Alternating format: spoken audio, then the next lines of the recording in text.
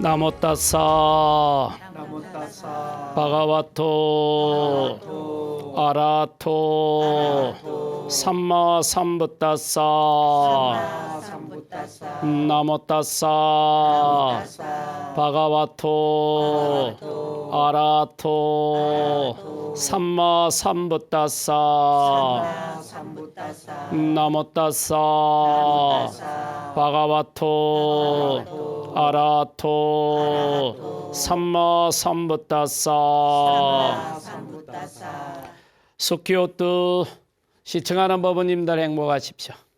부처님 마지막 여정, 부처님 유언을 담고 있는 대반열반경을 진행하는 붓다파라입니다.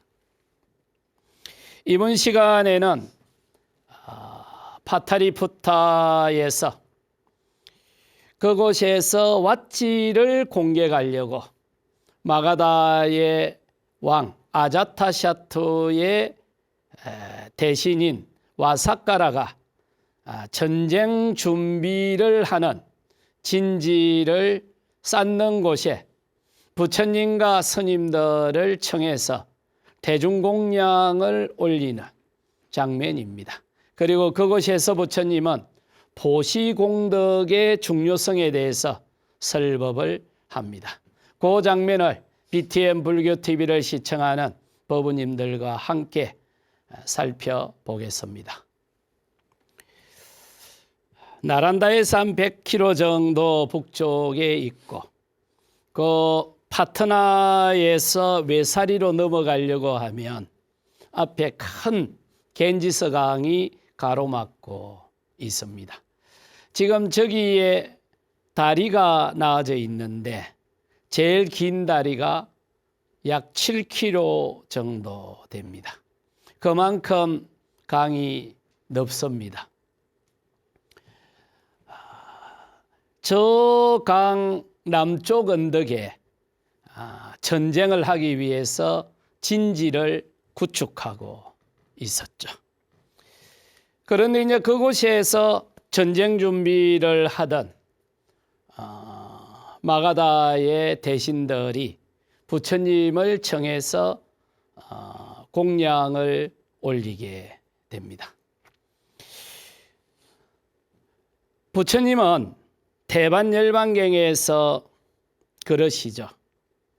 열애가 그 공양을 먹고 최상의 깨달음을 얻을 때와 그리고 인멸할 때 먹는 공양, 이 두 가지 공양이 공덕이 가장 크다. 그래서 부처님은 부처님에게 최초로 공양을 올렸던 분이 부처님이 깨닫기 전에 바로 그 직전에 공양을 올렸던 분이 수자타가 공양을 올렸고 유미죽을 공양을 올리죠. 그리고 부처님이 인멸할 때 좀 어문스러운 음식을 드시고 인멸을 하는데 거기에 쫀다가 올린 스칼라마따바 전단나무에서 나오는 버섯이라고도 하고 어린 돼지고기를 요리한 것이라고도 하는데 부처님은 저 음식을 드시고 인멸에 들게 되죠. 그렇지만 부처님은 내가 깨닫기 직전에 공양 올린 수자타의 유미죽과 내가 인멸할 때 공양 올린 쫀다의 스칼라마따바는 동일한 공덕을 갖는다라고 하시고 인멸을 하게 됩니다. 늘 부처님은 저 부분을 많이 강조를 하셨고 그리고 또 출가한 스님들은 생산활동을 하지 않고 수행을 하고 다른 사람에게 수행을 지도해야 되기 때문에 일상생활에 필요한 생활 필수품들 이걸 4가지라고 하는데 이걸 일반적으로 사사공양이라고 합니다. 스님들이 입는 가사 그리고 음식 그리고 스님들이 수행할 때 깔고 앉는 방석과 같은 친구류, 그리고 아플 때 사용하는 약품, 이 가사, 음식, 친구류, 그리고 약품, 이거는 소모품이죠. 그러면서 생활 필수품이죠. 요 네 가지는 불교도들이 스님들에게 항상 공양 올리는 중요한 공양품 중에 하나입니다. 이런 공양들을 늘 스님들에게 공양을 올리게 되죠.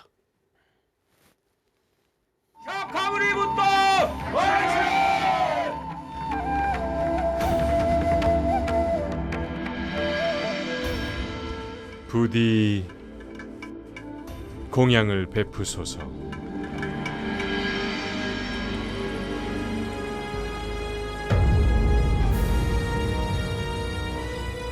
찬나, 시다르타는 어디 있느냐? 보이지가 않는구나. 저기요, 밝게 빛나는 분이 태자마마십니다.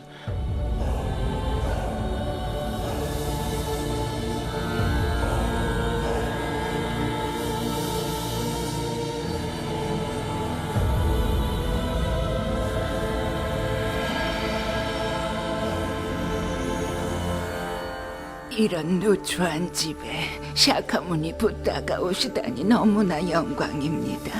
하지만 드릴 게 이것 말고는 더 없네요.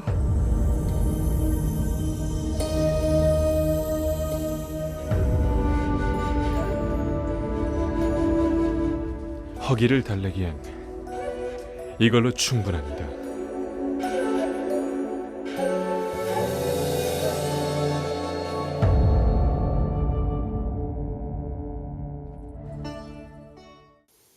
저 장면은 부처님이 41살 또는 42살 때 고향으로 돌아가서 아버지를 만나는 장면입니다. 부처님이 29에 출가를 하셔서 35세 부처를 이루고, 그리고 5, 6년 지나서 고향으로 처음 가시게 되죠. 그런데 고향으로 가서 카필라바투로 갔는데 집으로 가지 않고 그 나무 밑에 머무시면서 탁발을 하신 거예요.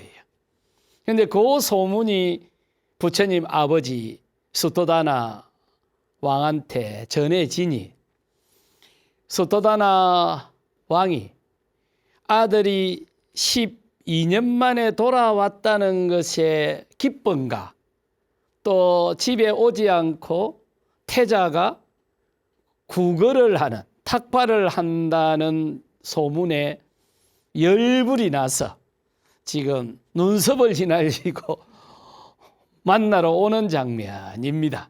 그래서 왕궁으로 갑시다. 집 내놓고 이 집 뭐한 짓입니까? 좀 더 직접적인 포에는 창피해서 못 살겠습니다. 그러니까 부처님이 아니 수행자가 나무 밑에 가야지 어디로 가자고 말입니까?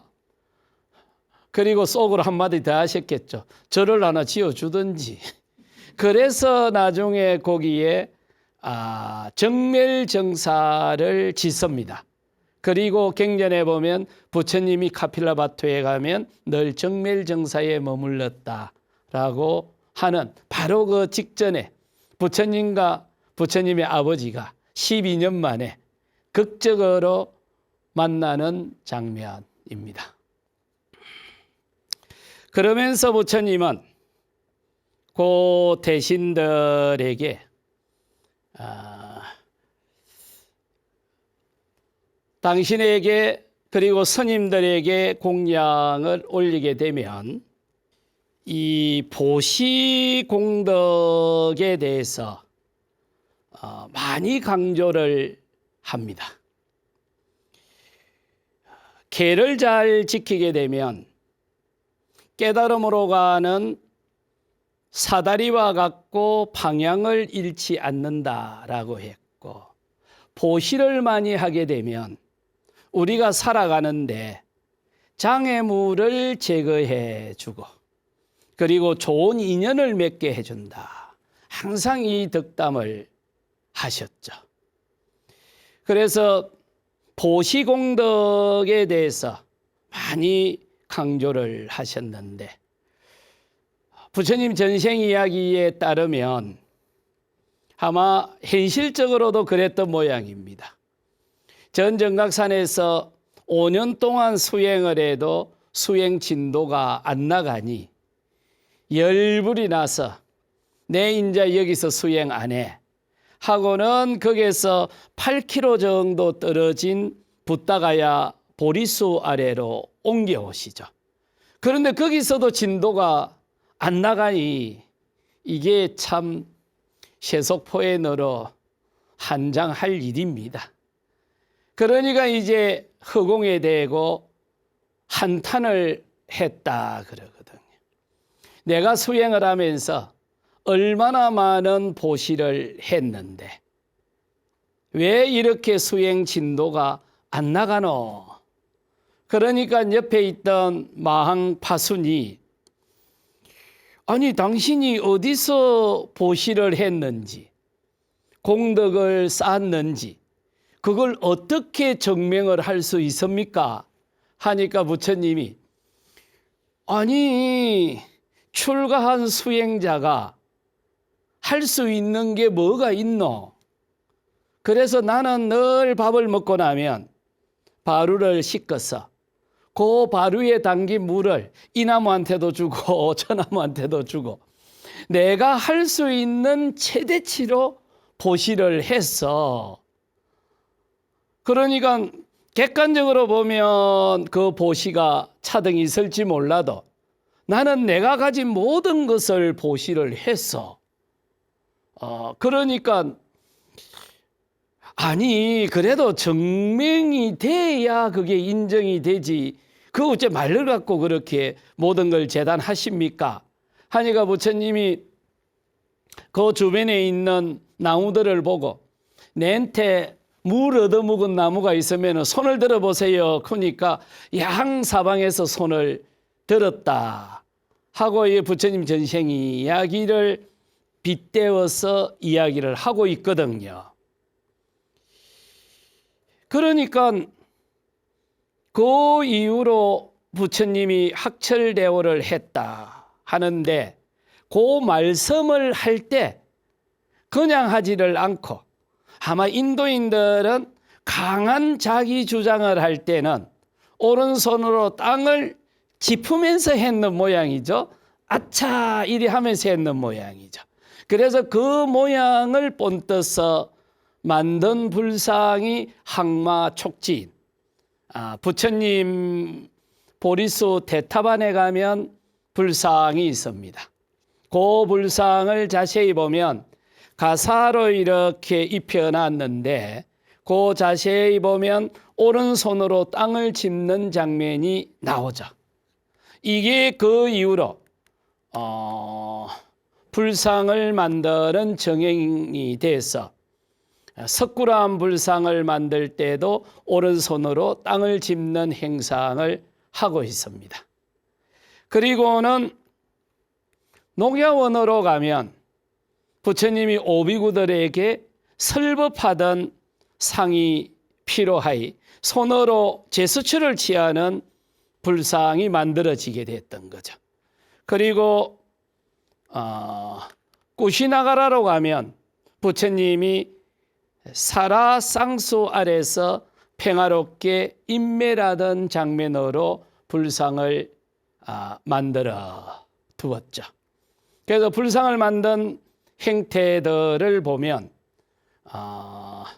성도할 때와 설법할 때와 인멸할 때 불상이 다른 걸 볼 수가 있습니다. 우리는 육바라밀에 대해서 익숙하죠. 많이 친근할 텐데 부처님은 십바라밀에 대해서 늘 강조를 하셨죠. 근본 불교에서는 십바라밀을 강조했고 대성부로 넘어오면 육바라밀을 강조를 하고 있죠. 부처님이 설했던 십바라밀이나 대성불교에서 강조했던 육바라밀의 맨 첫 번째 항목이 보시바라밀입니다. 흔히 시중에 그런 표현도 쓰죠. 뭐니 해도 복 있는 사람을 감당할 수가 없다. 그런데 그 복이라고 하는 것이 그냥 만들어지는 것이 아니라 내가 수없이 보시를 행하고 공덕을 쌓을 때 비로소 복의 형태로 돌아오게 됐던 거죠. 머리 좋게 태어나는 것도 복이고 몸을 건강하게 태어나는 것도 복이다라고 하듯이 수행을 해서 아라한 도가를 성취하고 최상의 깨달음을 정득하는 것도 복이 있어야 가능한 일입니다. 그래서 부처님은 늘 제가자들이나 출가자들에게 법문을 할 때 항상 공덕을 쌓고 복의 중요성에 대해서 설명을 하고 보시를 행하라고 했었죠. 그래서 공덕을 쌓고 보시를 행하는 법회를 마치게 되면 나에게 올 복을 필요한 대중들에게 다시 돌려주는 해양이라고 하지 않습니까? 그런 의식을 통해서 훨씬 더 이 사회가 우리들의 삶이 풍요로워진다 이렇게 했죠. 그래서 그 보시공덕을 끝없이 강조를 하고 있습니다. 불교에서는 보시 또는 공덕을 쌓는다라는 표현을 많이 하는데 이게 오늘날은 어떤 기부 문화의 한 형태가 되겠죠. 내가 가지고 있는 에너지를 필요한 사람들에게 다시 해양시켜 주는 건데 이런 기부, 보시 또는 베품 이런 것들이 젊은이들은 불교나 동양의 캐캐묵은 덕목이지 않습니까? 하고 생각하기 쉬울 텐데 2008년 전 지구 차원으로 금융위기가 닥치고 미국의 유수한 기업들부터서 많은 재편이 일어났었죠. 미국 국립경제연구소하고 그리고 시카고 대학 팀들이 같이 그 부분을 분석을 해봤거든요. 그리고는 발표를 하는데 기업의 사회적 책임, 사회공헌 활동, 기업의 가치를 보호하고 위기 상황에서는 보험과 같은 역할을 하더라. 이게 미국 국립경제연구소하고 시카고 대학이 2008년 금융위기 때 기업을 분석하고 내놓은 결론이에요. 그러니까 평소에 사회공헌 활동을 많이 했던 기업들은 위기 상황에 봉착을 하니까 대중들이 그 기업을 평가를 할 적에 저거는 기업이 악의를 가지고 저 일을 한 게 아니고 단지 실수를 했다고 보고 신뢰를 더 주면서 기업이 위기 상황에서 탈출을 할 수 있더라. 그런데 평소에 사회공헌 활동을 하지 않았던 기업들은 위기 상황에 봉착을 하니까 소비자들이 아무도 신뢰를 주지 않더라는 거예요. 그러니까 어떤 문제가 탁 발생을 하니까 저거는 저 친구들이 악의를 가지고 했을 거야. 이렇게 평가를 해버리고 사회적으로 차단을 시켜버렸는데 평소에 사회공헌 활동을 많이 했던 기업들은 저 기업이 몰라서 저랬거나 한두 번의 실수로 저랬을 거야. 그러니 간용하고 포용을 하면서 그 실수를 감사주더라는 거예요. 이게 2008년 리먼 브라더스 사태부터 시작해서 전 지구를 강타한 금융위기 때 미국 국립경제연구소하고 시카고 대학 팀들이 보고서를 낸 결론이에요. 그러니 평소에 사회공헌 활동을 많이 하세요. 특히 그 대중들에게 많이 노출되어 있는 연예인들이나 스포츠 스타들이나 이런 분들한테는 이게 더 직접적으로 적용이 되죠. 그러니까 평소 기부 활동을 많이 하고 사회 공헌 활동을 많이 했을 때 대중들이 훨씬 그 분야에 평소 때는 있는 줄 없는 줄 몰랐는데 어떤 위기 상황에 노출이 되니까 대중적으로 관용을 하고 실수를 인정해주고 격려하는 것과 저거는 악의를 가지고 일부러 했을 거야. 이렇게 규정 짓는 것의 차이가 그 위기 상황을 탈출할 수 있느냐 없느냐를 결론 지어버리더라는 거예요. 그러니 부처님도 우리가 세상을 살아가면서 할 수만 있다면 베풀고 살아라. 피할 수만 있다면 악은 피하는 게 좋고 행할 수만 있다면 선을 행해라. 그리고 시시때때로 마음을 밝히는 것. 이게 나의 가르침의 전부야. 이렇게 했죠. 그 유명한 이야기들이죠. MS를 창업했던 빌 게이츠가 80년대 후반에 개인 컴퓨터가 대중화되니까 그 컴퓨터 운영 체계를 만들었는데 천문학적으로 돈이 들어오니까 돈이 들어오는 것만큼 양 사방에서 기부를 하락하더라네요. 그런데 이게 나중에는 이게 한두 군데가 아니고 너무 많이 들어오니까 자기 아버지한테 자문을 구했다네요. 어머니한테도. 자꾸 돈이 좀 들어오니까 기부를 많이 하라고 하는데 어디에 해야 될지 어떻게 해야 될지 아버지 어머니 자문을 좀 해주이소 하니까 자기 아버지가 씩 웃더만은 그 부부를 앉아보라 하더라네요. 지금부터 돈을 지키는 법에 대해서 가르쳐 줄게. 그러고는 지금부터서 돈을 써야 요 돈을 지킬 수 있어. 그러고는 자기 어머니가 자기 아버지는 돈이라고 하는 것이 사회적으로 조금 일시적으로 니한테 맡겨놓은 거지. 이게 영구적인 게 아니야. 그러니 니한테 돈이 이렇게 왔을 때 의미 있는데 잘 써. 그냥 잠시 니한테 정거장으로 왔다 갔다고 생각해. 그리고 자기 어머니는 옆에 있다가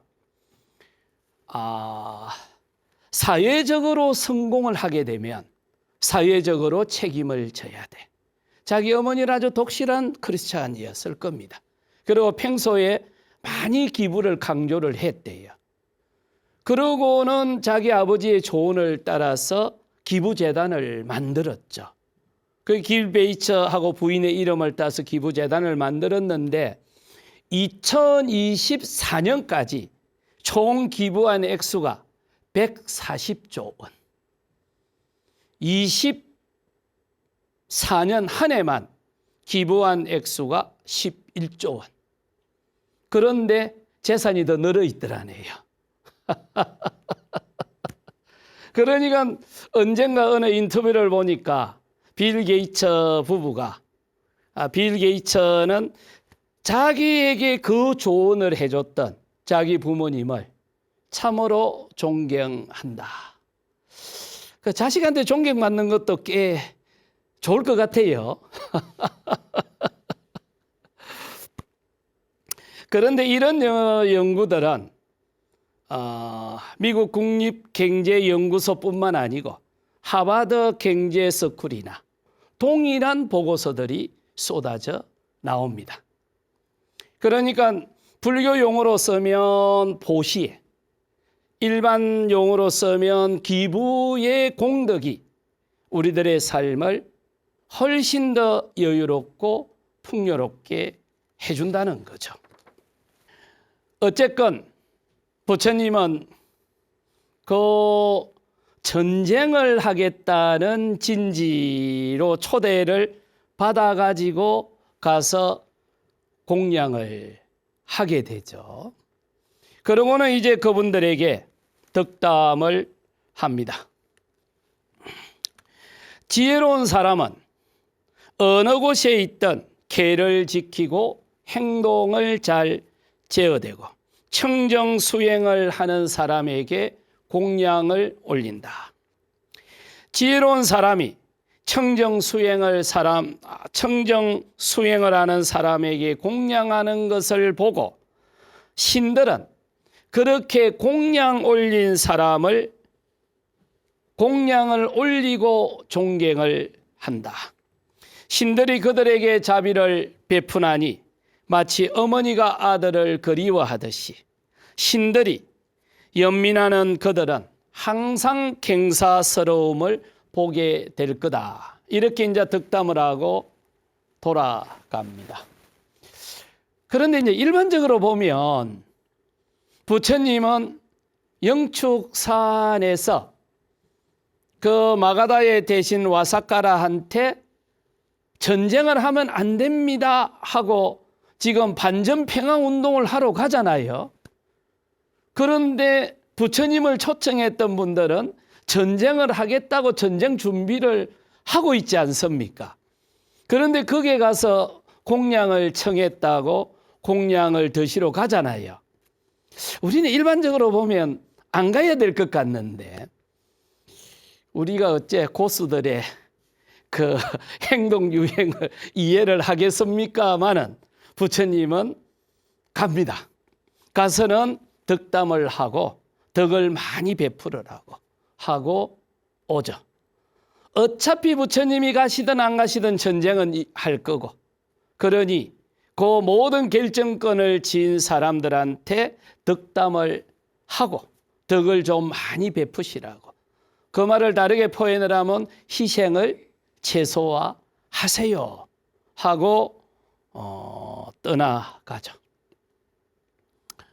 언젠가 중국에 혁명을 했던 마오똥 저우언라인 이런 분들이 모여서 그룹 스터디를 많이 했나 보죠. 그리고 토론을 많이 했나 보죠.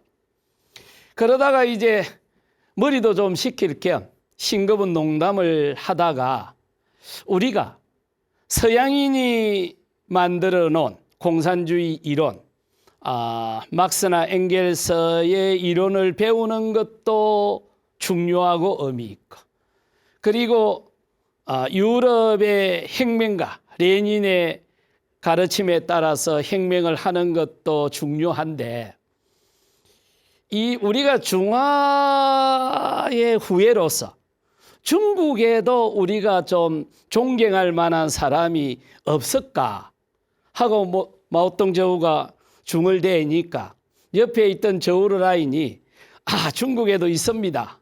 누군데요? 그러니까 허운이라는 스님이 요 부근에 살고 있습니다. 그러니까 그러면은 그 어른을 청해서 우리가 법문을 좀 들어보지 그랬다네요.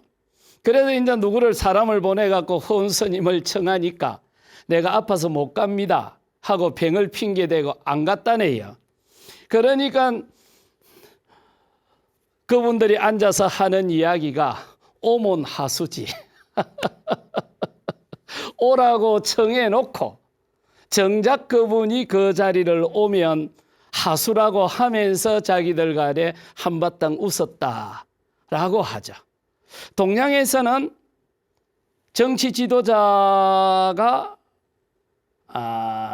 스님들을 청하면 어떤 분들은 안 간다고 버태고 어떤 분들은 눈썹을 휘날리고 가고 또 어떤 분들은 보고 싶으면 지가 오지 왜 내보고 오락하노 크고 뻗태고 그리고 대부분의 사람들은 가지 않는 것을 훨씬 더 명예롭게 평가를 하는데 부처님은 좀 달랐던 것 같아요.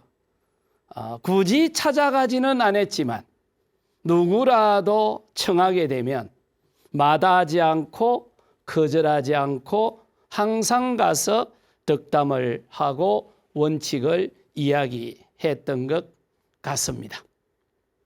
그러니 그 전쟁의 와중에서도 갖지 않았을까 싶죠. 그 러시아 10월 혁명을 주도해 갔던 레닌 같은 경우도 그 러시아 10월 혁명을 하는데 얼마나 많은 돈이 필요했겠습니까? 그 많은 자금을 러시아의 재벌들이나 또 유럽의 수많은 자산가들로부터서 지원을 받아가지고 러시아 혁명을 성공한 거예요.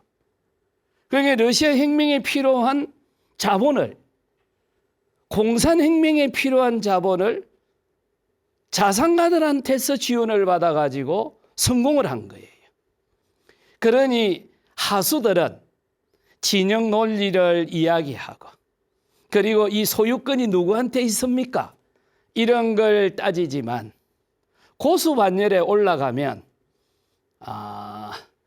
그 일의 결과가 어떻게 될 건지를 그리고 우리가 하는 요 일의 역사적인 의미가 뭔지를 찾는 거지. 이 소유권이 누구고 어느 진영에 유리한지 이런 것들은 별로 관심이 없었던 것 같습니다. 그러니 부처님이 누가 초청을 하더라도 항상 가서 그 사람들이 원칙을 지키고 덕을 베풀 수 있도록 조언을 하고 덕담을 했지.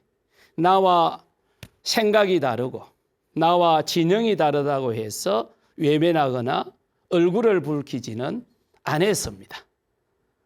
이게 저희들 같은 하수와 부처님 같은 고수의 차이인 것 같습니다. 어쨌든 부처님은 수행을 하거나 보시를 하는데도 요즘 젊은 친구들의 표현대로 가성비를 철저히 따지시는 분이었습니다.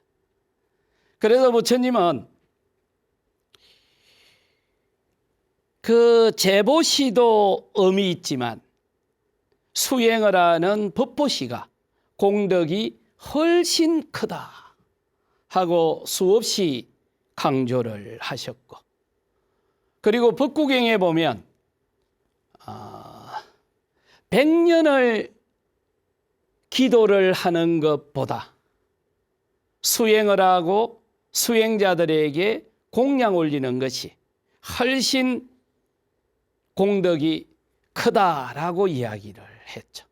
아마 우리나라 사람들한테는 자장율사의 그 개송이 더 직접적이죠. 100년 동안 재물을 모아놔도 하루아침에 이슬처럼 사라지지만 3일 동안만 마음을 닦아도 그 수행은 1000년 동안 보배가 된다. 이런 이야기들을 다르게 표현을 하면 가성비를 이야기하는 거예요. 그래서 수행을 할 적에도 효과 있는 수행법을 선택을 해서 수행을 하고 보시를 하더라도 가성비가 좋은 쪽으로 보시를 하세요 하고 현실적으로 조언을 해줍니다. 그런데 뭐 보시라고 하는 것이 우리가 가진 것을 좀 더 의미 있게 베풀 수도 있지만 또 일상생활에서 늘 접하는 사람들에게 또 베풀 수 있지 않습니까? 부처님은 자비수행을 설명을 하면서 길가 돌틈새에 있는 작은 꽃잎한테도 만나는 순간, 눈을 마주치는 순간 행복하세요 하고 마음을 보내라 하고 이야기를 하죠. 부처님은 누구를 만나더라도 늘 건강하시고 행복하시고 무탈하시고, 때로는 이걸 압축을 해서 행복하세요. 그래서 부처님은 늘 누구를 만나더라도 하는 인사말이 행복하세요 였지 않습니까? 우리가 문수보살 개성으로 잘 알려져 있는 성안내는 그 얼굴이 참다운 공양이고 부드러운 말 한마디 미묘한 향이다. 그러니까 누구를 만나더라도 한 번씩 웃어주고, 누구를 만나더라도 부처님이 했듯이 행복하세요 하고 덕담 한번 해주고, 내가 한 번씩 웃어주면 그 웃음이 상대방에게 가기도 하지만 자기 몸과 마음에 쌓일 겁니다.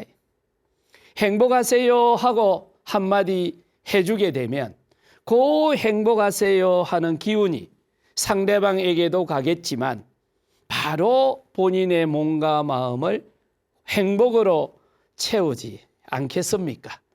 그런데 말은 제가 이리 하는데 저도 잘 안 됩니다. 그래도 하려고 노력은 합니다. 누구를 만나더라도 행복하세요. 누구를 만나더라도 한 번씩 웃어 주시고, 그리고 산보를 하거나 등산을 할 때 혹시 그 이름을 알 수 없는 들풀들이 눈이 마주치면 너도 행복해라, 너도 행복해라 하고 마음을 보낼 때 그 마음을 전해받는 대상도 행복하겠지만 그런 마음을 보내주는 자기 자신도 행복하게 될 겁니다. 다음 시간은 드디어 부처님이 겐지스강을 건너서 전쟁을 하겠다는 그 현장 웨사리로 가는 장면입니다. 지금까지 부처님이 파타리푸타에서 전쟁 준비를 하고 있던 마가다의 대신 와사카라에게 보시공덕의 중요성에 대해서 법문한 내용을 함께 살펴보았습니다. 지금까지 부처님의 마지막 여정, 부처님의 유언을 담고 있는 대반열반경의 부타파라였습니다. 저는 다음 시간에 뵙겠습니다. 제가 열심히 수행하는 것으로서 부탁께 공양 올립니다. 제가 열심히 수행하는 것으로서 부탁께 공양 올립니다. 제가 열심히 수행하는 것으로서 담마의 공양 올립니다. 제가 열심히 수행하는 것으로서 담마의 공양 올립니다. 제가 열심히 수행하는 것으로서 상가의 공양 올립니다. 제가 열심히 수행하는 것으로서 상가의 공양 올립니다. 제가 열심히 수행하는 것으로서 모든 수행자들에게 공양 올립니다. 제가 열심히 수행하는 것으로서 모든 수행자들에게 공양 올립니다. 저의 이와 같은 수행 공덕이 저의 이와 같은 수행 공덕이 많은 존재들의 자유와 행복, 많은 존재들의 자유와 행복, 평등과 평화, 평화, 공정과 정의, 공정과 정의, 이해와 배려, 간용과 포용, 공존과 어울림으로 해양되기 바라납니다. 되길 바랍니다. 이마이야 담마 누담마 담마 누담마 빠띠빠띠야 보땅 푸제미 빠띠야 부땅 부제미 이마이야 담마 누담마 담마 누담마 빠띠빠띠야 담망 푸제미 빠띠야 담마 부제미 이마이야 담마 누담마 담마 누담마 빠띠빠띠야 상강 푸제미 빠띠야 상강 부제미 사두 사두 사두. 행복하십시오.